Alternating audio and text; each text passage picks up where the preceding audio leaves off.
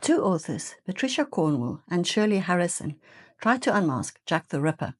Miss Harrison's candidate is James Maybrick, and Miss Cornwall's candidate is Walter Sickert, whom she linked to the Thames Torso murders, a contemporary of Jack's Whitechapel murders in London in the late 1880s. A person can be profiled by analysing the product of their imagination. What they create, either in art or in literature, is a projection of their inner thoughts and their emotions. Shirley Harrison profiled James Maybrick based upon his writings, and Patricia Cornwall profiled Walter Sickert based upon his art.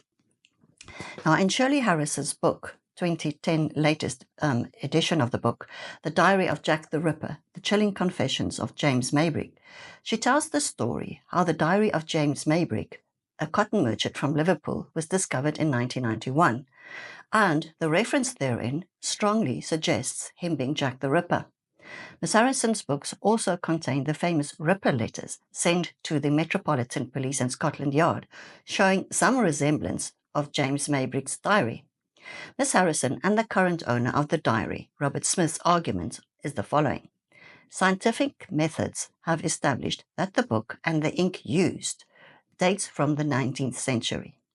The symptoms of arsenic addiction, and we'll see later why this is important, accurately described in the diary were known to only a very few people. Some of the details of the murders mentioned in the diary was only known to Jack the Ripper and the police. And on the original crime scene of one of the victims, on the wall in blood was written the initials FM, which then refers to Florence Maybrick, they say, James's wife, whose possible affair was purported the motivation for the murders. And then, complementary to the diary, in June 1993, a gentleman's pocket watch emerged, and it was made by William Verity of Rothwell in 1847 or 1848, and it had the inscription J. Maybrick on the back, and chillingly the words, I am Jack, and the initials of the victims of Jack the Ripper was carved onto it. Now, I attended and I lectured at a serial killer conference at Liverpool University in 1998, where I met Miss Harrison personally, and I held the original Jack the Ripper diary in my hands. And this, I must admit, was a memorable moment. So who was James Maybrick? James Maybrick was born in Liverpool in 1839, and he became a cotton merchant, and his business required him to travel to the United States, and in 1871 he settled in Norfolk, Virginia. Then he contracted malaria, which was then treated with a medication that contained arsenic, and he became addicted to the arsenic. In 1880, the 42-year-old James Maybrick returned to the United Kingdom, and on the voyage back he met 18-year-old Florrie, whom he later married.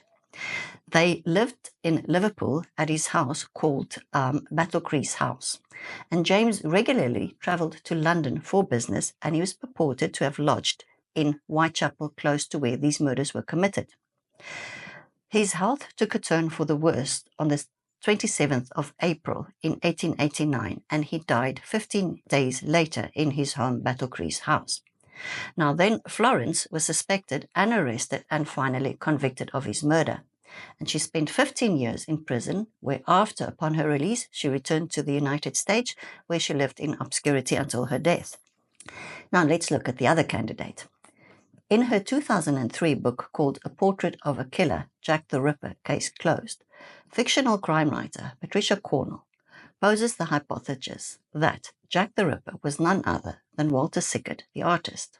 Her arguments are based upon her analysis of some of his paintings, that he used the same paper as the Ripper letters, but then to her great dismay she found out that the police at that stage were also using the same paper, and that he had a deformed sexual organ, which according to her could explain his anger towards prostitutes, and she even managed to obtain some kind of DNA evidence. Before Miss Cornwall, we need to know, already in 1976, Stephen Knight, in his book Jack the Ripper, The Final Solution, and Jean Overton Fuller, in her 1990 book called Sickert and the Ripper Crimes, both linked Walter Sickert to Jack the Ripper. So who was Walter Sickert? Walter Sickert was born in Germany in 1860, and he became a British post-impressionist artist. Sickert's perchance for painting music halls, dancers and singers, like his Katie Lawrence at Gatti's, indicate his interest in sexually provocative themes. His subjects were considered tawdry and vulgar. I've not seen all of his paintings, and I must admit there are some provocative paintings, especially the Camden Town murder series. Now, on the 11th of September in 1907, a prostitute in Camden Town was killed and her throat was slit, and of course this caused much sensationalism in the press. Thereafter, Sickert renamed several of his previous paintings of naked women lounging on beds after the Camden Town murder, yet these were not violent paintings. And then sometime between 1905 and 1907, Sickert lodged in a room which the landlady had told him was previously occupied by a man that she believed to be Jack the Ripper. And then he painted Jack the Ripper's bedroom around that time.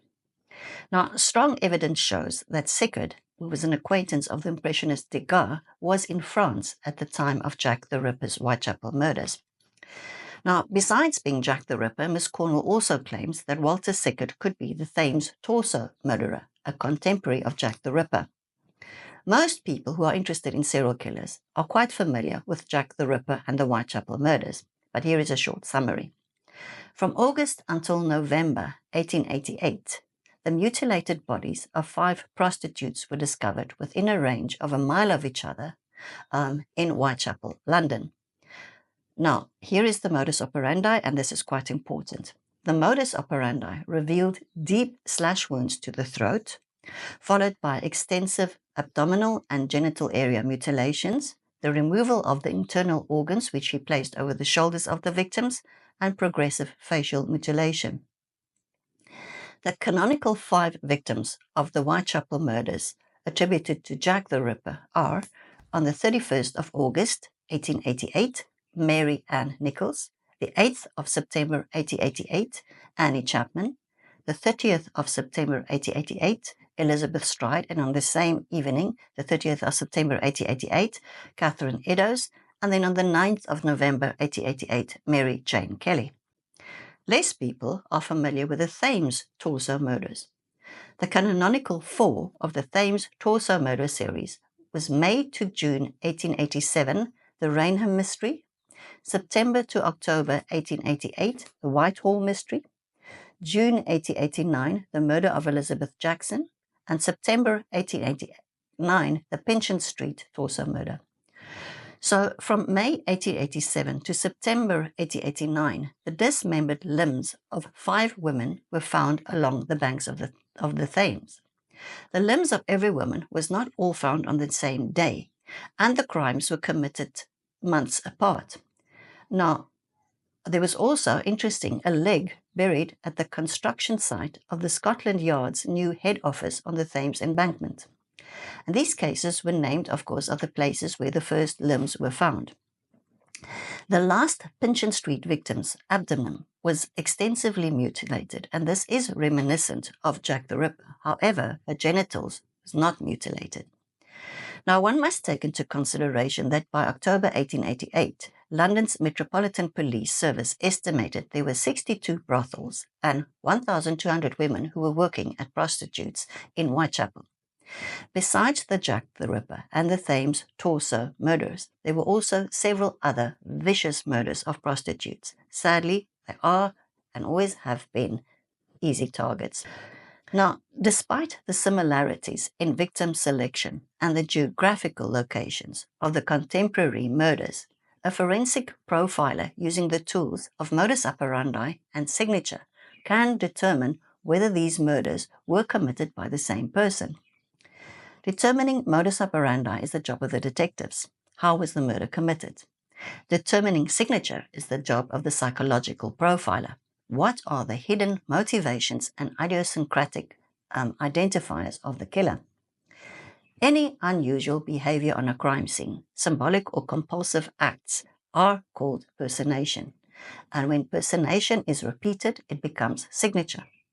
Whoever killed the women did not have to disembowel or dismember them to kill them. That is signature. So there's a major difference between disembowelment, committed during the Jack the Ripper Whitechapel murders and dismemberment applied to the Thames torso murders. Disembowelment is the chaotic, messy removal of intestines and sexual orders in the case of Jack, and points to a disorganized mind. Dismemberment or dissection is precise and it takes time. It points to an organized mind. Jack's victims were left where they were killed. The limbs of the Thames torso murders were transported and distributed over a period of days. This also indicates planning and concealment. Now, one of the victims who was dismembered in the Thames torso case was a well-educated woman. Why would Jack suddenly change his modus operandi from disemboweling prostitutes to dissecting a well-educated woman? An organized murderer can degenerate and become a disorganized, but a disorganized murderer cannot upgrade to become organized. Coincidentally, in James Maybrick's diary, it is demonstrated how his mind was rapidly deteriorating, illustrated by his handwriting and his thought processes systematically and incrementally degenerating due to the arsenic abuse. In contrast, Sickert was a highly intelligent perfectionist whose memory only deteriorated near the end of his life in his 80s. Serial killers do not suddenly tire of killing, and nor do they retire. They will start up again after being released from prison, and they will continue until they die. Andre Chikatilo was still killing after 20 years. Sickert was 28 years old at the time of the Jack the Ripper murders. He lived until the age of 83. No more Whitechapel murders were committed after the death of James Maybrick in 1889. The cases remain open. Neither Jack the Ripper nor the Thames torso murder have been identified, despite numerous attempts at amateur forensic profiling. However, if I had to choose between Walter Sickert and James Maybrick, the cotton merchant, my bet would be James Maybrick, based upon modus operandi and signature. But as I said, the case remains open. It is not closed. So if you'd like to know more about these cases and the modus operandi versus signature, please join our Patreon community by clicking on the QR code. And if you like these YouTube videos, please give us your thumbs up and subscribe to the channel.